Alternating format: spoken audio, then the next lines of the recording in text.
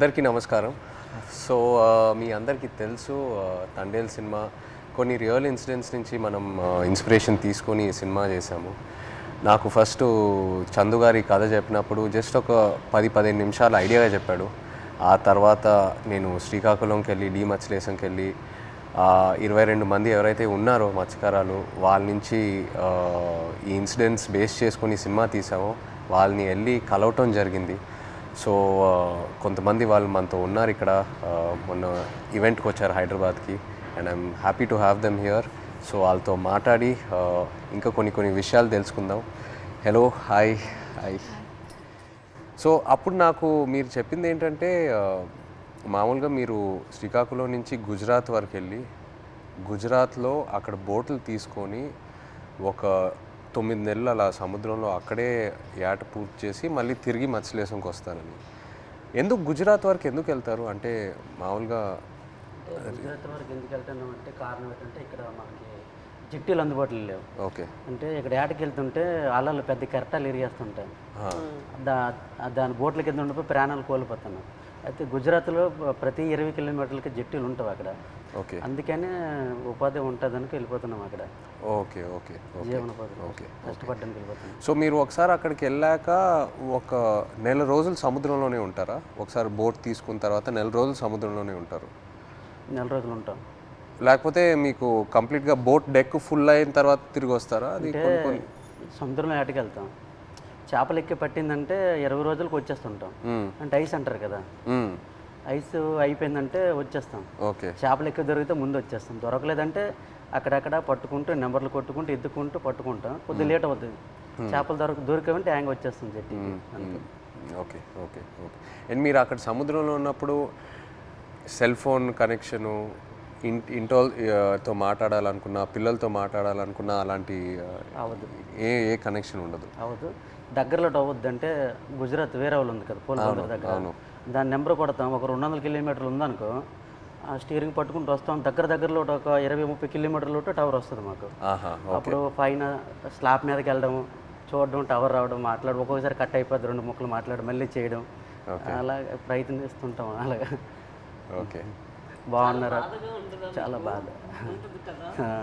పిల్లలు బాగుంటారా, ఎలా ఉన్నారు, అందరూ బాగుంటారా, అమ్మ నాన్న అట్లా ఉన్నప్పుడు అంటే ఎక్కడో చిన్న ఫీలింగ్ తట్టి ఉంటారు. తుఫాన్ అంటారు సడన్గా. గుజరాత్కి ఇలాగా టీవీలో చూస్తాం కదా, గుజరాత్కి తుఫాన్ ఉందని వస్తారు. తుఫాన్ ఎలాగుంటారు, ఎక్కడ ఏడ్ చేస్తారు అనేసి అనుకునేలోపు వీరు అక్కడ ఏది అందుబాటులో ఏ జట్టు ఉంటుంది, గోవా అవని మంగళూరు అవని ఏదో అవని, ఆడికి వెళ్ళడము. అక్కడ బోట్ యాంకర్ అంటారు కదా, అదేసి అక్కడ ఉంటారనమాట జట్టి. అప్పుడు మాకు కాల్ చేస్తారు. అప్పుడు మాకు ధైర్యంగా ఉంటుంది, ఆ జట్టికి వస్తారు తుఫాను దొరకకంట అనేసి మాకు ధైర్యం ఉంటుంది అనమాట. చూస్తూనే ఉంటారు ఎప్పుడు వస్తారు, తుఫాన్ కదా గుజరాత్లో ఎలా ఉంటారు, ఎప్పుడు జట్టికి వస్తారని చూస్తాం. వీళ్ళు ఫోన్ రావాలి, అమ్మాయ్యా వస్తారు అనే ఫీలింగ్ అనేది ఉంటుంది. సో మీరు ఫోన్ పక్కనే పెట్టుకుంటారా? ఫోన్ అయితే పక్కనే ఉంటుంది. తుఫాన్లు అయినప్పుడు అయితే కరెక్ట్గా వచ్చినప్పుడు ఫోన్ అయితే ఇంట్లోనే ఉంటుంది, ఎప్పుడు ఫోన్ చేస్తారో తెలియదు కదా. అదే ఏట్లో ఉన్నప్పుడు నార్మల్ టైం, తుఫాన్ లేని టైంలో ఏట్లో ఉంటారు కదా, 30 డేస్ అయ్యగల ఇంక కాల్ వస్తుంది, పక్కన పెట్టుకోండి.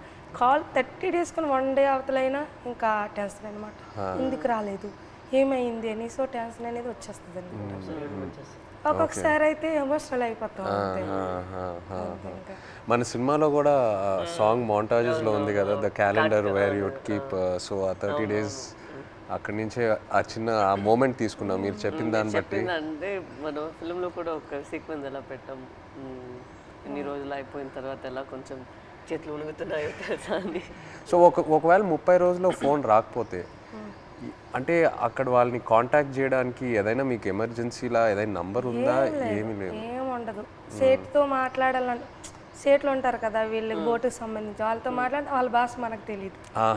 వాళ్ళ భాష తెలియదు కాబట్టి వాళ్ళకి మనం ఫోన్ చేయలేము. ఆ భాష వచ్చినంటే మన దగ్గర ఉంటారు. ఆ భాష వచ్చిన వాళ్ళందరూ గుజరాత్లో ఉంటారు కదా, జెంట్స్ మొత్తం గుజరాత్లో ఉంటారు.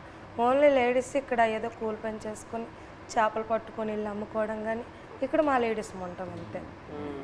మాకు ఇది తప్పించుకుని వేరే వృత్తి అయితే రాదు, చేపల వృత్తి. ఎప్పుడైనా ఇంత ఒక దేశానికి తెలిసిపోయింది ఇలాగా 22 మంది మత్స్యకారులు దొరికిపోయారని. కానీ మళ్ళీ మేము అదే గుజరాత్కి వెళ్తాం యాడ్ చేయడానికి తప్పదా, మాకు అదే ఉపాధి అంతే. మీకు ఎలా తెలిసింది ఆ రోజు ఎలా వాళ్ళు అక్కడ దొరికిపోయారు అనేది? నేను 7 మంత్ ప్రెగ్నెంట్ పాప అప్పుడు కడుపులో ఉంది. కూర్చున్న అలా ఫోన్ వస్తుంది, 29 days అయింది అప్పటికి. ఫోన్ వస్తుందని ఇలాగే కూర్చున్నా, మా పెద్ద పాప పక్కన పెట్టుకొని. మా అమ్మకి కానీ చెప్తానని మీ అల్లుడు వస్తారు ఇలాగ యాడ్ నుంచి ఫోన్ చేస్తారమ్మా చెప్పిన తర్వాత సరేలేని కూర్చున్నాను. ఫోన్ రాలే. ఉదయం మార్నింగ్ 10 అయింది, వేరే వాళ్ళు ఫోన్ చేశారనమాట నా మొబైల్కి, ఇలాగా మీ ఆయన పాకిస్తాన్కి దూరికిపోయారట అనేసి.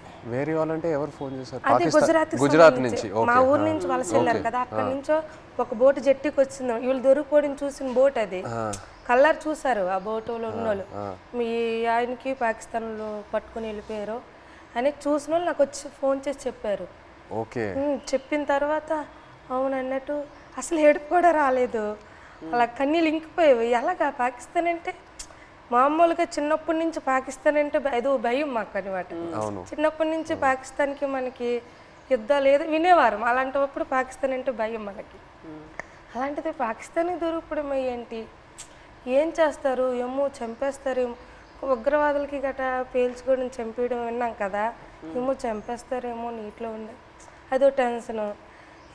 అలాగా కూర్చొని అందరం ఫ్యామిలీ మొత్తం ఏ ఊర్లో వాళ్ళు సంబంధించిన వాళ్ళు, మా ఊర్లో అయితే 7 ఉన్నారు మా పంచాయతీలో సంబంధించిన 7 మా దగ్గర కూర్చొని ఏమైంది అనేసి అంటే, ఒక అబ్బాయి భాష వచ్చింది, గుజరాతీ భాష ఆడిన అబ్బాయికి మేము వీళ్ళ సేటు ఉంటారు రామారావు వాళ్ళ సేటు, వాళ్ళ సేటుకి ఫోన్ చేయించాం.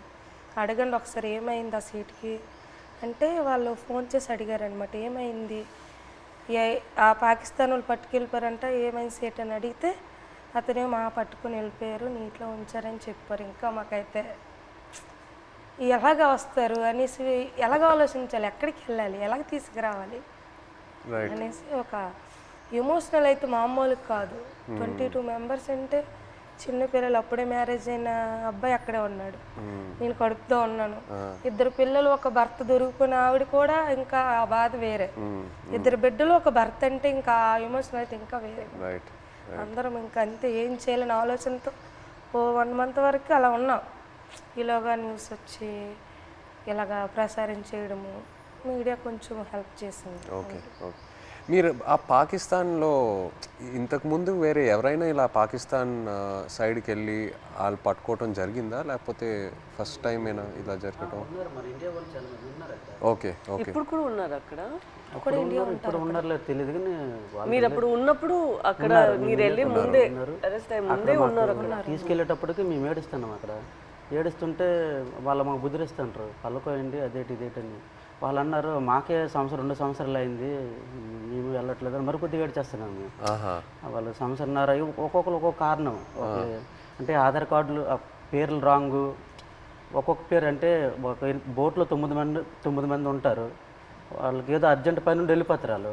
అంటే టిక్ పాస్లో పేరు ఉండాలి, ఎవరు కలాసి వచ్చారనుకో ఆ టిక్ పాస్ ఆఫీస్కి వెళ్ళి పేరు రప్పించుకోవాలి, పలానా రామారావు పలానా రాంబాబు అని. అది ఎవరు వెళ్ళిపోతే వాళ్ళ పేరు ఏం చెప్పేశాడు అక్కడ. మన ఇండియా నుండి హై కమిషనర్ వచ్చేటప్పుడు కొన్ని పేర్లు రాంగ్ చెప్పేస్తారు అలా, దానివల్ల ఆయన ఉండిపోయారంట అక్కడ. ఆయన చెప్పడం మరికొద్దిగా ఏడుపు వచ్చింది మాకు, చాలా బాధ అనిపించింది. ఆ నైట్ భోజనం కూడా మానేసాం, మెల్లిగా అలాగ రోజులు గడిచిన కొద్ది అలాగే ఇదైంది. అక్కడ జైల్లో అంటే మీరు ఏం చేసేవాళ్ళు రోజు? ఏదైనా ఫ్రీడమ్ ఇచ్చేవాళ్ళా లేకపోతే సెల్లోనే ఉండేవారా, ఏం చేసేవాళ్ళు? అంటే తెల్లారితే వచ్చేవారు కానిస్టేబుల్ పోలీస్ పాకిస్తాన్, లేపి మొక్కలకి నీళ్ళ గంట పోసేవాళ్ళం. ఓకే. తర్వాత గడ్డి గంట తెంపేవాళ్ళం, గడ్డి. తర్వాత గార్డెనింగ్ అని వాళ్ళు పాకిస్తాన్ ఖైదీలతో నీళ్ళు జల్లిస్తారు, వాళ్ళు జల్లిసి కర్రకి గోనకి చుట్టేసి అలాగా అలికినట్టుగా అలా పేసినట్టు చేపిస్తారు. మాకు నీళ్ళు మోయమంటారు మాకు. ఆ నీళ్ళు మోస్తాం 1-2 గంటల పని ఉంటుంది, మళ్ళీ లోపల తీసుకెళ్ళి తాళాలు వేసేస్తారు. ఇప్పుడు మీరు ఒకవేళ ఇంట్లో వాళ్ళతో మాట్లాడాలంటే ఉత్తరాల వైపే మీకు కమ్యూనికేషనా, లేకపోతే సెల్ ఫోన్తో? ఫోన్ ఏం లేదు, ఓన్లీ ఉత్తరాల వైపే. అండ్ అది పంపించడానికి ఎంతసేపు పట్టేది? మీరు ఒకసారి రాసిన తర్వాత, ఉత్తరం రాసిన తర్వాత వెళ్ళి మత్స్యలేశం చేరడానికి ఎంత టైం పట్టేది? అంటే మేము దొరికిన తర్వాత వాళ్ళు ఇండియా వాళ్ళు ఉన్నారు దాంట్లో, ఉత్తరాలు కూడా మేము అదే నెల 2 నెలలకి ఒక్కొక్కసారి లేట్ అయితే 3 నెలలు కూడా వస్తుందని చెప్పారు. మేము కూడా లెటర్లో రాసాం ఇలా అనుకోండి అంటే అట్లా ఏట పూర్తి అయిపోయింది, అదే రోజు తెల్లారిసరికి వచ్చేలాంటి టైంకి అనుకోకుండా దొరికిపోయాం, ఇలా జరిగింది. ఒక పక్క బాధగున్నా లోపల దిగమింగుకొని మీరు శుభ్రంగా ఉండండి అని వాళ్ళకి చెప్పాం. అప్పుడు ఇప్పుడు ప్రెగ్నెంట్ అప్పుడు అవును అదే ఏట రావాలనుకుంటాను ఊరు నేను ఇంకా వచ్చి రావాలనుకుంటా ఇంకా దొరికిపోయింది. లెటర్లో మాకు జాగ్రత్త చెప్తూ వాళ్ళ పడే ఆవేదన కూడా మాకు కనిపించింది లెటర్. జాగ్రత్తగా ఉండండి, ఇక్కడ మాకేం పర్వాలేదు కానీ వెళ్ళి పోరాటం చేయండి. అంటే అక్కడ ఏంటంటే జాగ్రత్తగా ఉండండి, వెళ్ళి పోరాటం చేయమంటే మాకు ధైర్యం చెప్తూ వాళ్ళకి బయటికి తీసుకురావడానికి పోరాటం చేయండి నేను ఒక ఆవేదన అనేది కనిపించేది మాకైతే. ప్రెగ్నెన్సీ కదా అయినా సరే ధైర్యం చేసి వెళ్ళేదాన్ని. ఎక్కడ పొలిటీషియన్ మీటింగ్లు ఉన్నా సరే వెళ్ళేది. ఏమో సింపతి ఉంటుందేమో, అరే ప్రెగ్నెన్సీ కదా లేడీ కదా పాప మా వాళ్ళ హస్బెండ్ దొరికిపోయారు అనేసి ఒక సింపతి ఉంటుందని ధైర్యం చేసి వెళ్ళిపోయేదాన్ని. ఓహో మీరు వెళ్ళిపోయారు. నేను వెళ్ళిపోయేదాన్ని. తను ఆల్ ద పొలిటికల్ అన్ని దగ్గరికి వెళ్ళిపోయేదాన్ని. అందరూ మీ హస్బెండా కడుపుతూ ఉన్నావా అయ్యో పాపం అనేవారు. ఏమో సింపతి ఉంటుంది కదా సార్, అంటే వీళ్ళకి అక్కడికి తీసుకెళ్దాం ఢిల్లీ వరకైనా తీసుకెళ్దాం అంటే సింపతి ఉంటుందేమో అనేసి నేను గర్భవతితో ఉన్నప్పుడు కూడా వెళ్ళేదాన్ని. 9 months వరకు నేను డెలివరీ ముందు వరకు కూడా నేను పోరాటం చేశాను వాళ్ళు రావాలని. సో మీరు అక్కడ ఆంధ్రాలో తిరిగారు, ఇలా పొలిటికల్ మీటింగ్స్ ఏదైనా ఉంటే ఆ తర్వాత గుజరాత్ వరకు కూడా వెళ్ళారు కదా? ఢిల్లీ వరకు వెళ్ళారు. గుజరాత్కి వెళ్ళా స్టేట్ దగ్గర ఢిల్లీ వరకు వెళ్ళారు. స్టేట్లకి ఫోన్ల వరకే, గుజరాత్ వెళ్ళలేదు. డెలివరీ అయిపోయిన తర్వాత 20 days పాపకి 20 days పాపకి ఇంటి దగ్గర వదిలేసి దాన్ని ఢిల్లీ వెళ్ళాం. ఢిల్లీ వెళ్ళిన తర్వాత అంటే అందరూ అనేవారు, ఇతను కూడా లెటర్లో రాశారు ఢిల్లీ వెళ్ళండి, ఢిల్లీ వెళ్తే మనకి వచ్చే అవకాశాలు ఉన్నాయని ఇతను లెటర్లో రాసేవారు అనమాట రామారావు గారు. సరేలే ఢిల్లీ కొంచెం అది పేద పరిస్థితి కదా సార్, ఢిల్లీ అంటే మాకు తెలియదు, భాష తెలియదు, ఎలాగెళ్ళాలో తెలియదు. అలాగ ఉన్నప్పుడు కొంతమంది అదే పొలిటీషియన్ వచ్చి ఇలాగ రండి అక్కడ మీకు పని జరుగుతుంది ఏం అవ్వదు గైడ్ చేయడానికి ఒక అతను వచ్చి వెళ్ళండి అంటే సరేలే ఇంత పోరాటం చేస్తే ఇదే చేయలేము అనేసి ధైర్యం చేసి వెళ్ళాం ఢిల్లీ. ఢిల్లీ వెళ్ళిన తర్వాత అక్కడే ఢిల్లీ వెళ్ళిన తర్వాతే వీళ్ళు బయటకు వచ్చారు. అంతవరకు ఆ 14 నెలలు అక్కడే ఉన్నారు. అతను అంబాసిడర్తో అక్కడ అంబాసిడర్తో మాట్లాడడం కానీ ఉన్నారనడం కానీ మెయిన్ మాకు బాధ కలిగించింది ఏంటంటే పుల్వామా దాడి.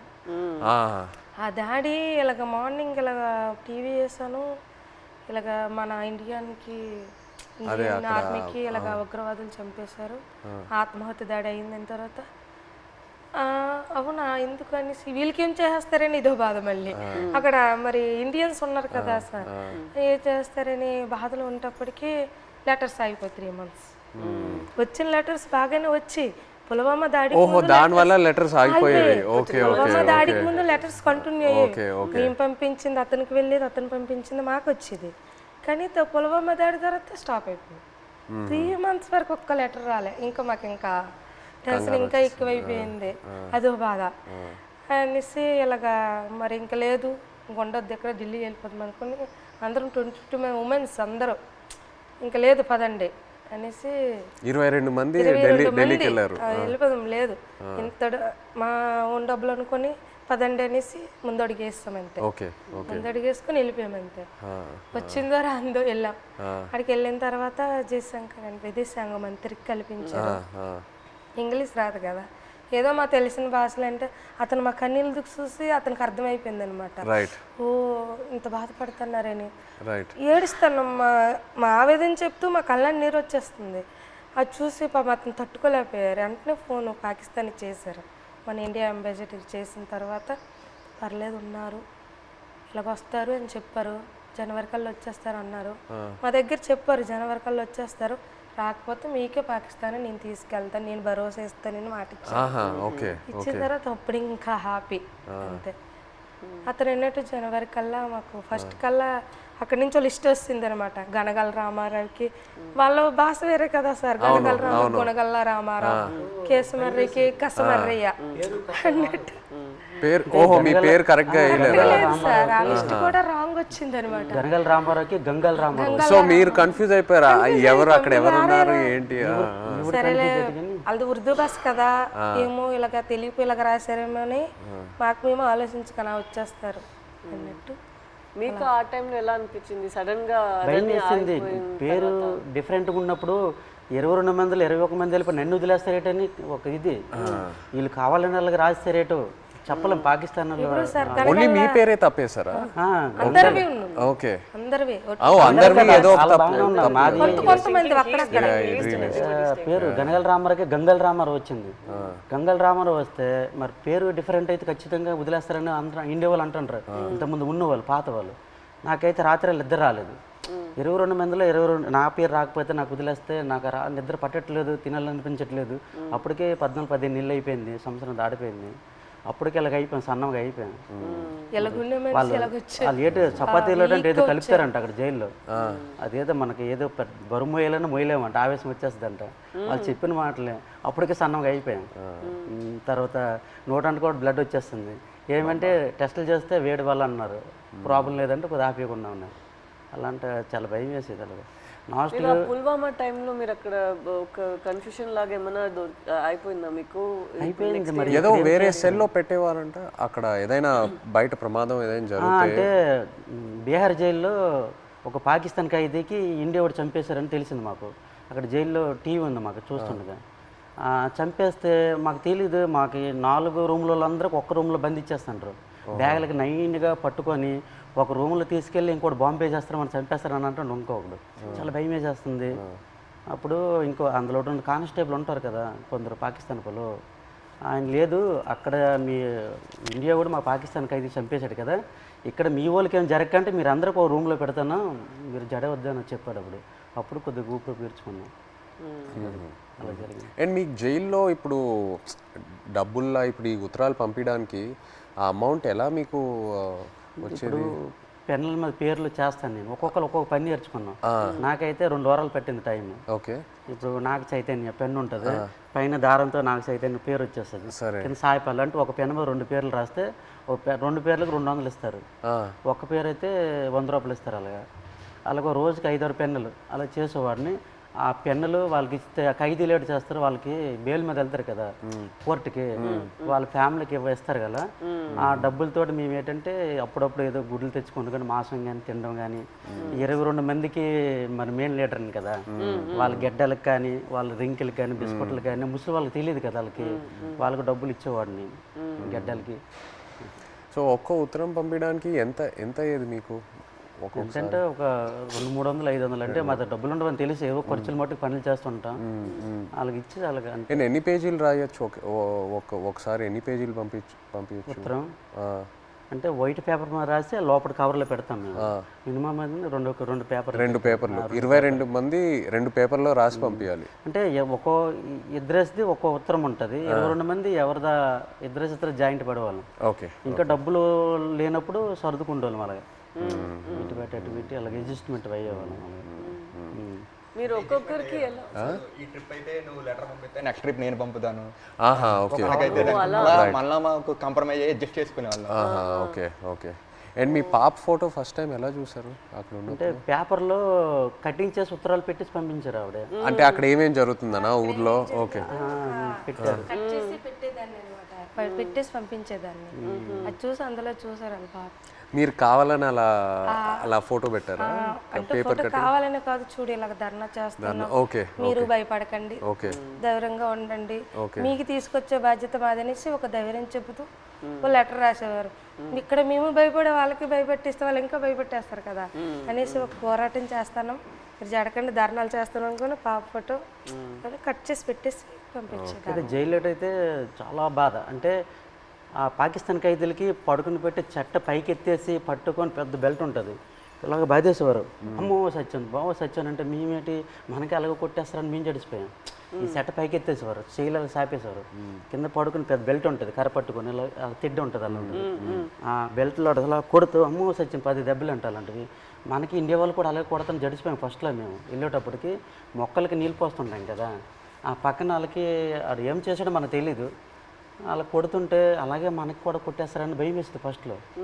వాళ్ళు అన్నారు మీకు ఇలాగ కొట్టరు, మీరు ఇంకా ఒకసారి 2 సార్లు తప్పులు చేస్తే మీకు కొడతారు. తప్పులు అంటే జైల్లో కానీ మా 22 మందిలో కానీ, ఇంకా గుజరాత్లో ఉన్నారు ఇండియా వాళ్ళు కదా, ఏ బాత్రూమ్ దగ్గర కానీ బట్టలు ఉతుక్కున్నప్పుడు కానీ మనలో మనం కొట్టుకుంటే ఒకసారి కుదిరేసి రెండోసారికి గడికి ఒక మనిషి 3 తప్పులు చేస్తే మీకు కూడా అలాగే పడుతుంది అంటే అప్పటి నుంచి గొడవలు కూడా అదే బాత్రూమ్ దగ్గర అలాగే అడ్జస్ట్మెంట్ అయిపోవాలి మేము. అలాగే అలా కొట్టేస్తారు రిటర్న్. మీరు ఒక్కొక్కరికి ఎలా సమాధానం చెప్తారు అక్కడ ఎన్ని రోజులు ఉన్నప్పుడు? ఎలా మీరు సమాధానం ఏంటి, తిట్టేవారు కూడా 22 మంది ఉన్నాం, నీ వాళ్ళని ఇలా ఇలా జరిగింది, మా డ్రైవర్లు కూడా నీ వెంట వచ్చారు. అంటే ఇంతకుముందు ఇతనికి యాట్లో గనగల రామారావు పాకిస్తాన్ వైపు ఎక్కి యాడ్ చేసేవారు, బోర్డర్ దగ్గరలో ఇతని వల్ల దొరికిపోయారు అనేసి ఒక బ్యాడ్ నేమ్ మీద వస్తుంది ఇతనికి.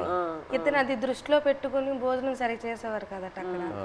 పెళ్ళి అవును కుర్రోళ్ళు కూడా ఉన్నారు కదా, నాకు పెళ్ళి అవ్వకుండా కూడా మీరు చేస్తారు, నేనిండా మేము దొరికిపోయాం అని అనేవారు. ఒక్కొక్క బాధలో ఉండేది. తప్పదు మరి, జరిగిపోయింది చాలా బాధ.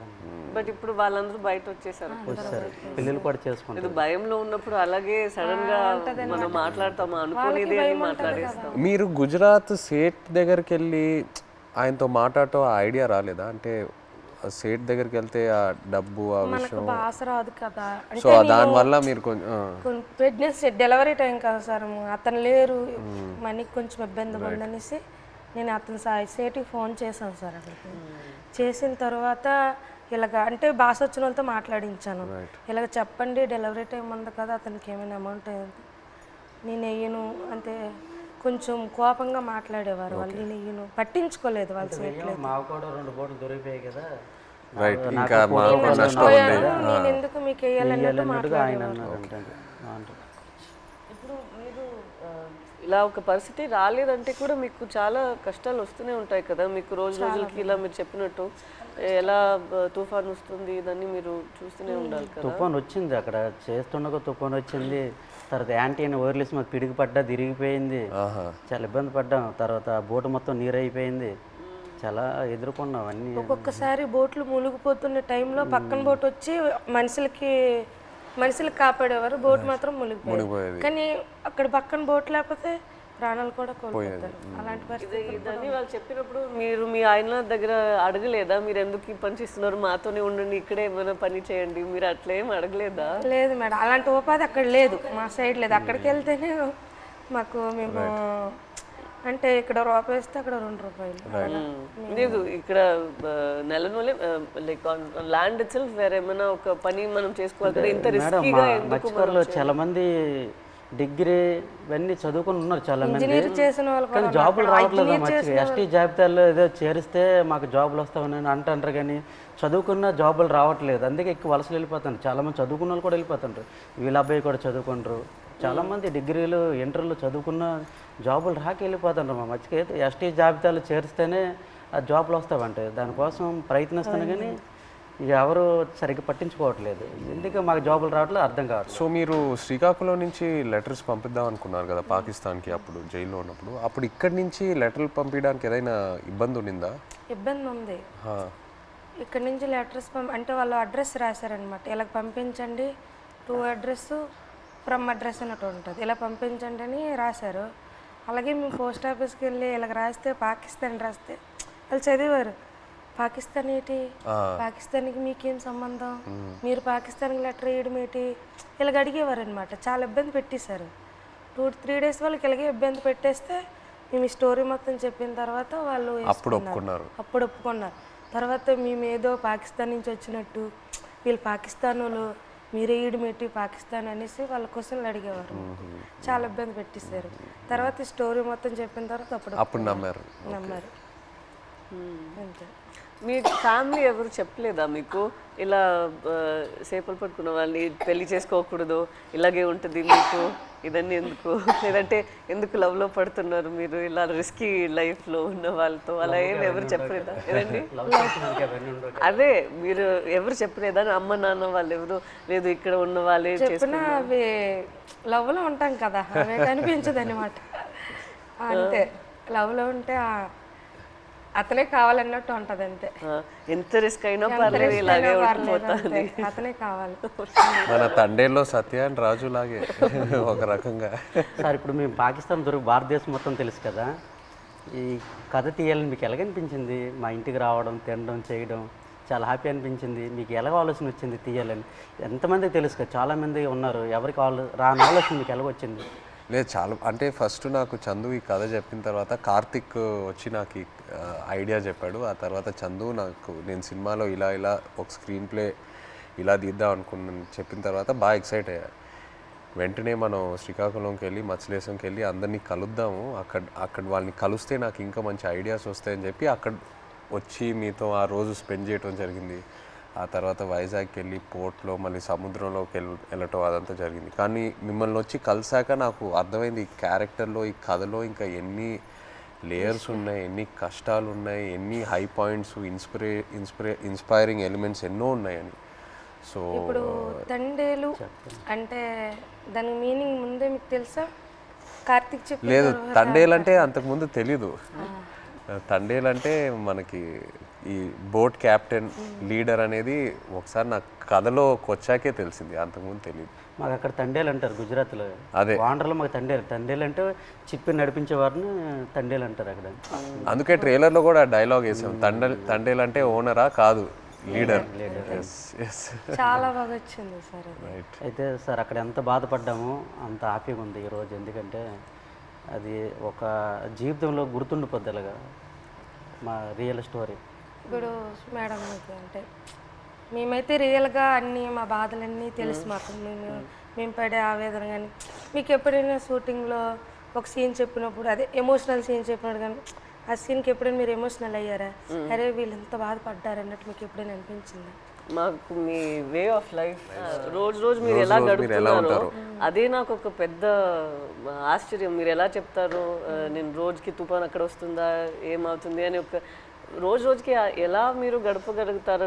నెక్స్ట్ రోజు లేచి అది నిజ లైఫ్లో నేను అది చేయగలుగుతాను అంత నాలో ఆ శక్తి ఉందని నాకు తెలీదు. సో ఒక్కొక్కసారి అలా చేసినప్పుడు మనం ఫిల్మ్లో నాకు ఈ ఆలోచనే వస్తుంది, వీళ్ళకి ఎక్కడి నుంచి ఆ ధైర్యం వస్తుంది? ఎందుకంటే నార్మల్గానే మనం అందరికీ ఇలా ఒక పరిస్థితి వస్తుంది అని మనకు తెలీదు. అక్కడ అలా ఉన్నప్పుడు మనం ఎక్కడ వెళ్ళాలి, ఎక్కడి నుంచి షురూ చేయాలి, అక్కడి దాకా వెళ్ళాలి, వాళ్ళని ఎలా బయట తీసుకురావాలి అనేది ఒక పెద్ద మనమే మన లోపల చెప్పాలి, లేదు ఇది అయిపోతుంది మన అలా ఈ థాట్ని వదలకూడదు మధ్యలో. సో అది మీరు అందరూ ఎలా చేశారో అని ఆ థాటే నాకు ఉంది. నాకేం కష్టం అనిపించట్లేదు, బట్ మీరందరూ ఎంత కష్టం తీసుకున్నారో అదే నాకు ఆశ్చర్యం ఇచ్చింది అంతే. ఏ సీన్కి ఎమోషనల్ అయ్యారా మీరు? సీన్ చెప్తారు కదా అలాగ ఉంటుంది మూమెంట్స్, అండ్ ఏ డైలాగ్ ఎమోషనల్ అయ్యారా చెప్పేటప్పుడు అనేసి? మనం కొన్ని విషయాల్లో మీరు చెప్తున్న దాంట్లో నుంచి తీసుకున్నాము, కొన్ని విషయాల్లో మనమే ఒక డ్రామా లాగా తీసాము. సో ఆ డ్రామాలో ఎక్కడ నేను లేని సీన్స్ కొన్ని ఉన్నాయా, అక్కడ నాకు చాలా బాధ అనిపించింది. నా సీన్స్ ఏముందో అది వేరొక డ్రామాలో వెళ్తుంది, బట్ నిజంగానే ఒక రోజుకి ఎలా వాళ్ళు ఏం జీవిస్తున్నారో కొన్ని క్యారెక్టర్స్ ఉన్నారు, వాళ్ళకి జరిగిన పని, వాళ్ళు చెప్తున్న మాటలన్నీ విన్నప్పుడు నాకు అప్పుడు బాధ అనిపించింది. నాది కన్నా వాళ్ళది నేను విని చాలా బాధపడ్డాను. మీరు ఢిల్లీ వెళ్ళటం ఆ ఎపిసోడ్స్ మీరు నాకు శ్రీకాకుళంలో చెప్పినప్పుడు బాగా ఎమోషనల్గా అనిపించినాయి. మీరు ఢిల్లీకి వెళ్ళి ఎలా పోరాడారో అక్కడ. అండ్ అది కాకుండా ఇంకోటి నాకు చెప్పారు, సముద్రంలో ఉన్నప్పుడు ఒక పెద్ద షిప్ వచ్చి మీది ఒక చిన్న బోట్ అలా కొట్టుకొని అలా వెళ్ళిపోయింది కదా, అది చెప్పినప్పుడు నాకు నిజంగా చాలా ఆశ్చర్యంగా అనిపించింది. కొట్టుకొని పోయి అసలు ఆగలేదు కదా, కొట్టుకొని అలా వెళ్ళిపోయారు కదా. అవసరం 2 భాగాలు 2 ముక్కలు కూడా అయిపోయింది, షిప్ పెద్దది కదా. మీరందరూ అందరూ like community so United, and I think మీలో ఉన్న శక్తి మీరందరూ కలిసి ఒకేలాగా ఉన్నారు కదా. లైక్ వన్ ఫ్యామిలీ, ఒక ఫ్యామిలీ అర్థమైంది, బట్ మీరు అందరి ఒకే ఫ్యామిలీ కదా. సో ఒక్కరికి ఇది జరిగిందంటే అందరికి అది జరిగినట్టే. ఏ ఫ్యామిలీకి అలా జరగకూడదు, మా ఫ్యామిలీలో ఒకేసారి దొరకపోవడం అంటే చాలా బాధాకర విషయం. నేను డ్రైవర్ మెయిన్ తండ్రి కనుక అలా ఆయనకి బోట్ అప్ చెప్పినట్టు మా బావగారు, తర్వాత మా ఎర్రీకి బామ్మరిదే అంటే అన్నయ్య, నేను బోట్ ఆఫ్ చెప్పాను. ఈ బోట్ ఆఫ్ చెప్పిన ఓనర్లు అంతా నా వెనక పంపించారు. ఈ రామారావు ఎక్కువ చేపలు పడతాడు, ఈ నేతను వెనకెతలు వెళ్ళండి చేపలు ఎక్కువ దొరుకుతాయి అనుకుని నాకు వెనకాల పంపించడం, దొరికిపోవడం చాలా బాధాకరమైన విషయం. ఇలా జరుగుతుంది అనుకోలేదు. సో లాస్ట్ క్వశ్చన్ అంటే తండేల్ 2 ఉందా? మీరు ఆ రోజు ఈవెంట్లో ఏదో జోక్ వేశారు కదా, చెప్పండి. ఇంకోసారి పాకిస్తాన్కి దొరకాలి, అప్పుడు స్టోరీ రాస్తాండి. అంటే ఒక కోరిక తండేల్ 2 ఉంటే ఖచ్చితంగా ఒక తమ్ముడుగా యాక్టింగ్ చేయాలని ఓకే రైట్. కోరిక మటుకు నెరవేర్చాలి. అయితే పాకిస్తాన్ దొరకడం దొరకకు ఈసారి మీరు ఇంకా ఢిల్లీ అంతా వెళ్ళరా? తిరిగే శక్తి లేదు. బోల్డ్ కథ ఉంది. ఇంకా అక్కడ వచ్చేసరికి ఇంకా ఇక్కడ ట్రావెల్ పడ్డాం. ఇప్పుడు రైటర్ ఒక సంవత్సరం పాటు మేము వెనకాల ట్రావెల్, ప్రతిదీ తిన్నా ఏం చేశారు ఏమిటి అనేది ఒక సంవత్సరం పాటు ఫోన్ కాల్. అదే ఇక్కడ పాకిస్తాన్ వచ్చేసరికి ఇక్కడ అప్పటికి 7 సంవత్సరాలు అవుతుంది. ఇప్పుడు చాలా ఉన్నాయి కదా, ఇంకా ఇక్కడ తండేల్ 2లో కూడా ఇంకా బోల్డ్ కథ ఉంటుంది. కానీ ఈసారి ఫైట్ చేయాలంటున్నారు కదా మీరు వెళ్ళి అక్కడ నుండి ఇక్కడికి వచ్చేసరికి నేనేం చేశాను ఇంకా బోల్డ్ అని ఇంకా స్టోరీ ఉంది. ఇంకా ఖచ్చితంగా అయితే మీరు మళ్ళీ చెప్పండి మాకు. జీవితంలో ఇది గుర్తుండిపోతుంది. నచ్చిన విషయం ఏంటంటే సార్ మీరు ఉన్నారు కదా, ఆ డ్రెస్సింగ్ స్టైల్ కానీ ఎప్పుడు మీకు ఏ సినిమాలో అలా చూడలేదు. ఆ చినిగిపోయిన షర్ట్ కానీ ఆ డ్రెస్సింగ్ స్టైల్ కానీ అనకాపల్లిలో ఒక షూటింగ్ ఉంది కదా, అక్కడికి వచ్చాము. అవును అవును. అక్కడ చూసి నేను షాక్ అయిపోయాను. అదే ఏ సినిమాలో చూడలే అసలు. అలా ఇమిడిపోయారు సార్ మీరైతే.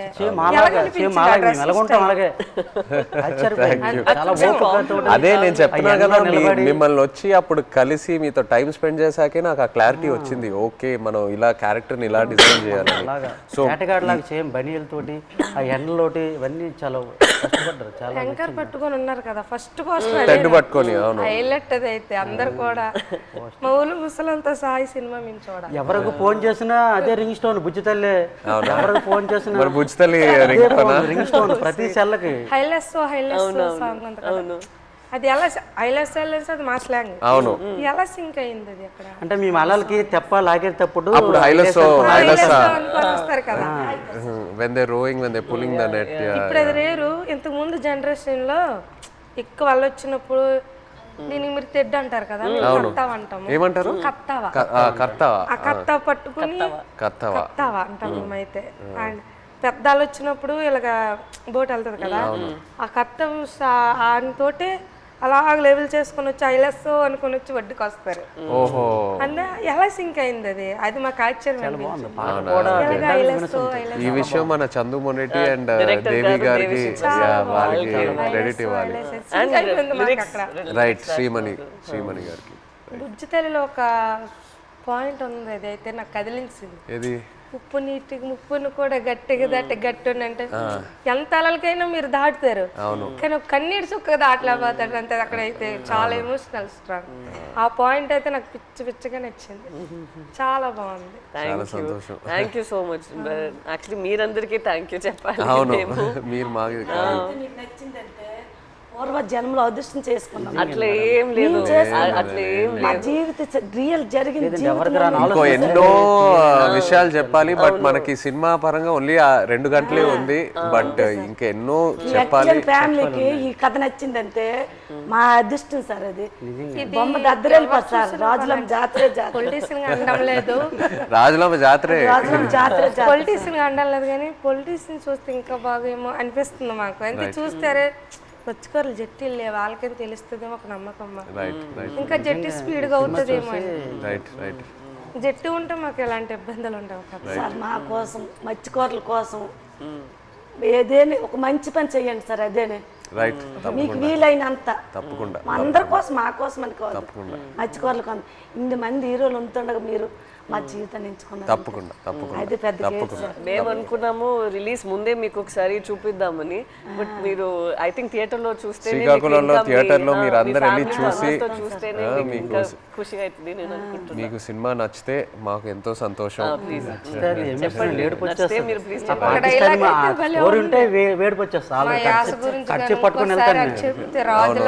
అది మిమ్మల్ని మైండ్ లో పెట్టుకొని చేస్తారు. అవునా? జరిగింది. ఇప్పుడు మేము చేపలు సార్, మా యాస వేరే ఉంటుంది. అలా అక్కడ ఉంటుందిరా అనడానికి అక్కడ ఉంటుందిరా అనేసి మా భాష వేరే ఉంటుంది. ఒక సిటీ వెళ్ళామనుకో మా భాష విని అరే చేపలు వాళ్ళరా అంటారు. కొంతమంది మీ చేపలు ఇలా అంటారు, కొంతమంది అంటే అంటారు అనడానికి మాకు అలాగ రాదు. వేరే మత్స్యకారుల స్లాంగ్ వేరే వేరే ఉంటాయి. మా స్లాంగ్ వేరేగా ఉంటుంది, పక్కన మత్స్యకారు స్లాంగ్ వేరేగా ఉంటుంది.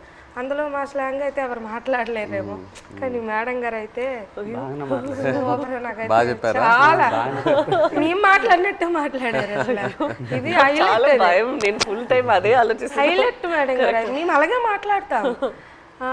ఉంటదిరా అలాగే వెళ్దాం రా అన్నట్టే మేడం గారు. చాలా థ్యాంక్ యూ సో మచ్. ఇది నాకు పెద్ద compliment. Thank you very much. Success meet మాత్రం శ్రీకాకుళం అది నా ప్రామిస్. సినిమా రిలీజ్ తర్వాత సక్సెస్ మీట్ కి మేము శ్రీకాకుళమే వస్తున్నాము. అక్కడ వచ్చి కలిసి శ్రీకాకుళంలో సక్సెస్ మీట్ పెట్టి వెళ్తున్నాం. ఆ టైం లోపల మీ 25 మందిని కాల్ చేసి వాళ్ళని కూడా సక్సెస్ మీట్ లో వాళ్ళని కూడా అప్పుడు వచ్చేస్తే కరెక్ట్ గా ఉంటుంది. శ్రీకాకుళం నుండి కేమచ్చి వస్తానరా? రమ్మంటే వస్తాం, ప్లాన్ చేస్తాం. బట్ సక్సెస్ మీట్ అయితే శ్రీకాకుళంలో చేస్తున్నాము తప్పకుండా. Okay, thank you so much. మాతో మీరు కలిసి ఇంత షేర్ చేశారు. Again thank you so much.